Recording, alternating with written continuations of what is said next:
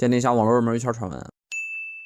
10月31日，一则 B 站社区管家的官方公告引爆了微圈各大社群的讨论。公告内容是近期开始社区将分批次引导50万粉以上的自媒体账号前台实名，首批是100万粉以上的账号。前台实名虽然是自愿的，但如果不同意的话呢，后续账号的流量和收益将会受限。不少弟弟认为这个举措将会直接判处国威死刑，也有一些朋友来问我怎么看这个事儿。关于这个事儿呢，我还真有些和主流不太一样的看法。由于前台实名这项举措是一个全网性质的事情，所以我就找了其他平台关于这个事儿的公告来对比了一下，结果发现不一般。我这边呢找到了来自抖音、快手、百度、小红书、微博以及 B 站的公告来做一个对比。除了小红书和 B 站以外，其他的公告都限制了会被前台实名的自媒体账号的经营范围，大致包括时政、金融、司法、医疗、教育这些不能张口就来的领域，这个也是相对比较好理解的嘛。如果把其他平台的这些公告当做补充内容来看的话，我们会发现它只能影响到极小一部分做特种内容的微。然而在我的印象里，靠着这些内容做到100万粉以上的微几乎没有，所以这个顺批斩可能根本就刮不到微圈。但如果 B 站对这个事儿的态度是我 B 站自有战情在此，我一定要主打一手差异化，就是要无差别的要求所有100万粉以上的自媒体账号实名，那暂时影响也不大，因为微圈100万粉以上的人手拿把掐就那么多，其中还包含了很多外国人，他们的实名大抵都是国内工会帮忙弄的，暂时这还不是什么特别急迫的事儿，建议大伙静观其变再做判断。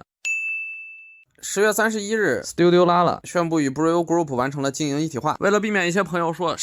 一个不认识的东西和另一个不认识的东西干了一件不知所谓的事情是啥呀，我们来中一下。其实这个事儿就是田中基与铃木厨被 Wispo 母公司，也就是当今世界第3管人箱的 Brave Group 给并购了。田中基他们以下简称 Himohina， 这个 B 什么的我们就简称 B 箱。其实这个事儿啊还挺微妙的。B 箱最近在我们频道登场率颇高，我再次介绍一下，他们就是以前的优社改名重组之后的箱。这个优社就是那个大名鼎鼎的 Unlimited 游戏部的母公司，也是游戏部事件的始作俑者。具体的事情我这期视频有讲，不了解的朋友可以看一下。简单来说，就是优社早年间霸凌和剥削自己手下的艺人，被发现之后不但不思悔改，还把几个艺人全开除了，结果在圈里混不下去，只能改名重组的故事。为什么说事情很微妙呢？因为 Himohina 作为德艺双馨的老日伪组合，肯定是经历了游戏部事件的影响的。他们当年是力挺了被霸凌的游戏部众人的，并且付诸了行动。比如游戏部4人被开除之后呢， Himohina 专门在自己的 live 上邀请他们担任嘉宾出现。当然了，这个所谓的嘉宾只是露了个声音，毕竟他们的皮套版权还在优社那边。如果我没记错的话，这也是游戏部事件之后最后一次以4个游戏部原始成员在微圈范围内的聚首，意义还是比较重大的。从侧面也看得出来 Himohina 对这件事的态度在非当事人里面属于相当强硬的一派。就是这样一个当年几乎和优社撕破脸的组合，如今竟然被优社变身的 B 箱给收了，也不怪大伙感觉微妙啊。也有不少朋友担心他们进组之后会被无良资本报复打压。虽然前面铺垫了那么多故事，但我觉得被报复的可能性还真不大，因为优社改组的时候真的是伤筋动骨，连合伙人 CEO 这种级别都给换了，而且他们变身 B 箱至今，运营模式也和之前大相径庭。B 箱旗下各个组合的管人像公司同事根本就没轻到那个份上，倒不如说他们每个组合就像是住在同一个小区的家庭，他们唯一的共同点就是共用一个叫 Brave Group 的物管，没了。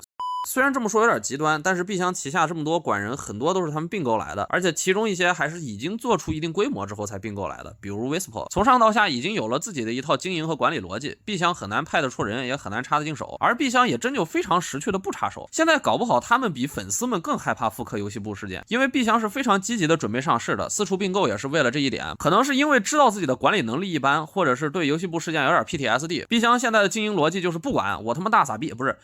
只管钱啊，争当微圈腾讯了，属于是这一点从 Himohina 给出的官方公告里面也能看得出来。我个人对这件事呢也是持比较乐观的态度的。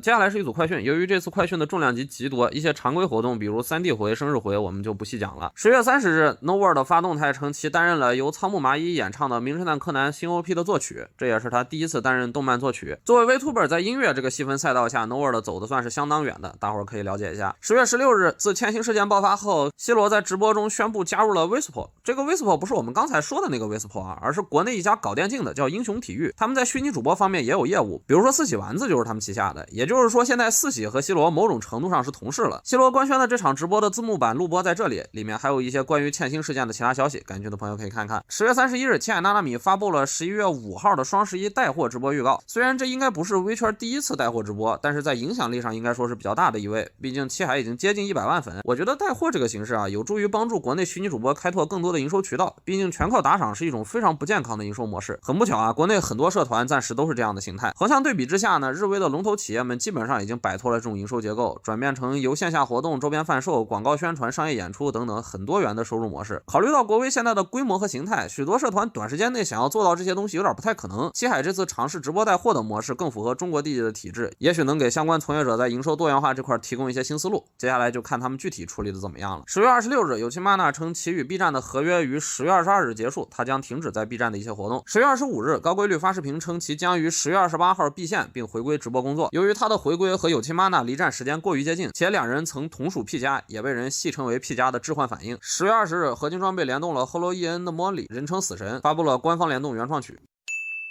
最后是久违的 ASO 环节啊，铁子们！10月15号，浙江娱乐的2位新人进行了首播，就是这2位斯诺和星移。就像我们前面那期介绍的一样，他们是不挂 ASO 这个团的名字的，所以算不上二期，但是算得上是 ASO 的后辈。他们首播是有 ASO 的前辈参与的，但是之后呢，就是2人联动或者自己独播了。不知道是不是还在适应期啊？2个人的直播频率都不算高，大概1周1次这样。粉色的这个呢很可爱，蓝色的这个唱歌像邓紫棋，而且文化水平比较高，这一点体现在他是整个浙江宇宙里唯一一个每次发动态都会正确使用句号的人。感兴趣的朋友可以了解一下。那么这期视频就到这儿了，我是谭小超，下次攒够一期素材我们再接着吹牛逼。